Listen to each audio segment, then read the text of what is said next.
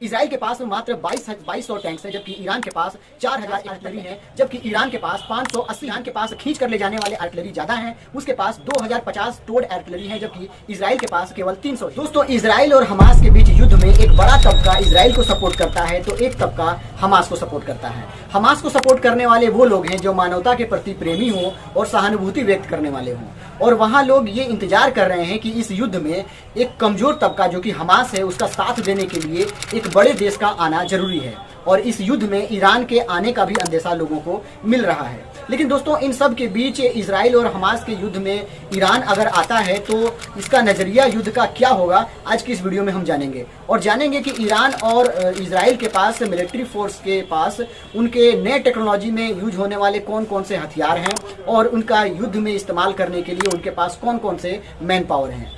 दोस्तों, अगर इजराइल और हमास के बीच चल रहे युद्ध में ईरान उतरता है तो काफ़ी कुछ बदल जाएगा। मामला फिर इस इलाके की पूरी मिलिट्री डायनेमिक्स पर आ जाएगा। सिर्फ यहाँ ही नहीं बल्कि पूरी दुनिया की मिलिट्री डायनेमिक्स में तगड़ा बदलाव हमें देखने को मिलेगा। लेकिन ईरान और इजराइल में किस किस सैन्य ताकत ज़्यादा है, आइए जानते हैं। दोस्तों, ईरान की कुल आबादी 9 करोड़ है, जबकि इजराइल की मात्र 90 लाख आबादी है। और अगर मौजूदा मैन पावर की अगर बात करें तो भी ईरान इजराइल से बहुत आगे है। ईरान के पास 5 करोड़ और इजराइल के पास 38 लाख मैन पावर है। ये बहुत बड़ा अंतर है। इनमें से 4 करोड़ से ज्यादा लोग तो तुरंत सेना में भर्ती किए जा सकते हैं, जबकि इजराइल के पास 32 लाख लोग ही ऐसे हैं जो तुरंत सेना में भर्ती किए जा सकते हैं। ईरान की सेनाओं में 5 लाख लोग एक्टिव पर्सन हैं, जबकि इजराइल के पास मात्र 1 लाख लोग ही ऐसे हैं जो एक्टिव पर्सन हैं, जो कि 4 लाख का अंतर रखता है। ये बहुत ही बड़ा है किसी भी युद्ध के लिए। जहां तक बात है रिजर्व फोर्स की, तो इसमें इजराइल आगे है। उसके पास 4.5 लाख की रिजर्व फोर्स है, जबकि ईरान के पास मात्र 3.5 लाख ही लोग हैं। इसके साथ साथ ईरान के पास 90,000 पैरामिलिट्री जवान हैं, जबकि इजराइल के पास मात्र 8,000 ही पैरामिलिट्री फोर्स हैं। अब बात करते हैं फाइटर जेट्स की कि दोनों देशों के पास फाइटर जेट्स की कितनी तादाद है। दोस्तों, फाइटर जेट से मॉडर्न जमाने का सबसे बेहतरीन टेक्नोलॉजी है किसी भी युद्ध में इस्तेमाल होने के लिए। दोस्तों, सबसे पहले तो हमें यह समझना होगा कि ईरान की तुलना में इजराइल का रक्षा बजट बहुत ज्यादा है। ईरान का पिछला रक्षा बजट जो था वो 555 करोड़ डॉलर था, जबकि इजराइल का 2430 करोड़ डॉलर था। हवाई ताकत की अगर बात करें तो इजराइल के पास 600 एयरक्राफ्ट हैं, जबकि ईरान के पास 541 ही एयरक्राफ्ट हैं। वहीं इजराइल के पास 241 फाइटर एयरक्राफ्ट हैं, जबकि ईरान के पास 196 जेट्स हैं। दोस्तों, इजराइल के पास 32 डेडिकेटेड अटैक एयरक्राफ्ट हैं, वहीं ईरान के पास सिर्फ 23 ही हैं।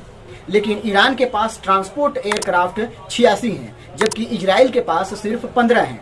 इजराइल के पास ट्रेनिंग देने के लिए जो फाइटर जेट्स हैं वो 153 हैं, जबकि ईरान के पास मात्र 94 ही हैं। स्पेशल मिशन पूरा करने के लिए इजराइल के पास 23 एयरक्राफ्ट हैं, जबकि ईरान के पास सिर्फ 9 ही हैं। इजराइल और ईरान दोनों के पास 126 हेलीकॉप्टर हैं, लेकिन इजराइल के पास इनमें से 48 अटैक हेलीकॉप्टर हैं। दोस्तों, अब जान लेते हैं कि दोनों देशों के पास टैंक कितने हैं। दोस्तों, इजराइल के पास मात्र 2200 टैंक्स हैं, जबकि ईरान के पास 4071 टैंक्स हैं। दोस्तों, अगर सेल्फ प्रीपेड आर्टिलरी की अगर बात करें तो इजराइल इसमें सबसे आगे है। उसके पास 650 आर्टिलरी है, जबकि ईरान के पास 580 ही है। ईरान के पास खींच कर ले जाने वाले आर्टिलरी ज्यादा हैं। उसके पास 2050 टोड आर्टिलरी है, जबकि इजराइल के पास केवल 300 ही हैं। ईरान के पास 1085 मोबाइल रॉकेट्स प्रोजेक्ट हैं, जबकि इजराइल के पास कुल 300 ही मोबाइल रॉकेट्स प्रोजेक्ट हैं। दोस्तों, अगर दोनों देशों की नौसेना की अगर बात करें तो ईरान के पास कुल 101 जहाज हैं, जबकि इजराइल के पास 67 जहाज हैं। दोनों के पास एयरक्राफ्ट बिल्कुल भी नहीं है। ईरान के पास 19 पनडुब्बियां हैं, जबकि इजराइल के पास 5 पनडुब्बियां हैं। ईरान के पास 7 फ्रीगेट्स हैं, जबकि इजराइल के पास कुछ भी नहीं है। ईरान के पास 3 तो इजराइल के पास 7 कॉन्वेंट युद्धपोत हैं। दोस्तों, इमरजेंसी में सड़कें और एयरपोर्ट्स के इस्तेमाल की क्षमता इजराइल के पास कम है, जबकि ईरान के पास बहुत ज्यादा है। इजराइल के पास 45 पेट्रोल वेसल हैं, जबकि ईरान के पास सिर्फ 21 ही हैं।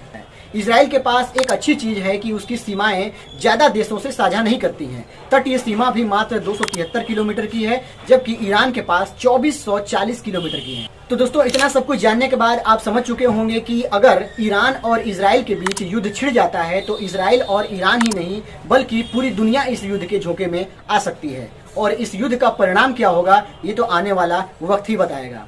फिलहाल मैंने आपको बताया कि इजराइल की सैन्य शक्ति और ईरान की सैन्य शक्ति दोनों की तुलना में कौन ज्यादा है। इस मामले में कुछ हद तक ईरान ज्यादा शक्ति रखता है, तो कुछ मामले में इजराइल इस शक्ति में बेहद खतरनाक युद्ध होने की संभावना बढ़ जाती है, जिसका नुकसान पूरी दुनिया के सामाजिक और अर्थव्यवस्था पर पड़ सकता है। दोस्तों, इस युद्ध में परिणाम क्या होने वाला है, आप अपना एक अनुमान हमें कमेंट करके बता सकते हैं। तो इस वीडियो में इतना ही। धन्यवाद।